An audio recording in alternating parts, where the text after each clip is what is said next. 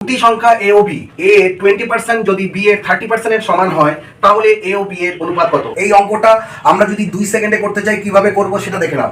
দেখো পার্সেন্টেজ কেটে দাও, তারপর দেখো 0 0 কেটে দাও। এবার কি করবে, বি এর সাথে কত আছে 3, এটাকে আগে লিখবে, তারপরে ইস টু দেবে, তারপর এর সাথে কত আছে 2, এটাকে পরে লিখবে।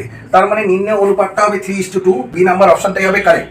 কিভাবে এটা আসলো সেটা দেখাচ্ছি। দেখো এ 20%, এর বলতে আমরা গুণ চিহ্ন ব্যবহার করতে পারি। এবার দেখো 20% মানে 20, পার্সেন্টেজ উঠে গেলে নিচে কত হচ্ছে 100।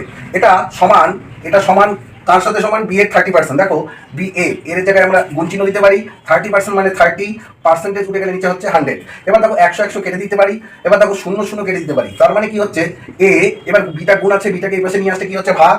এখানে কি পড়ে রইলো 3, 3টা লিখো। দেখো 2টা গুণ আছে, 2টা এই পাশে আসলে ভাগ হয়ে যাচ্ছে। এখান থেকে আমরা পাচ্ছি দেখো এ ইস টু বি সমান সমান এটাকে কি লিখবো 3:2। তার মানে নির্ণয় অনুপাত হবে 3:2।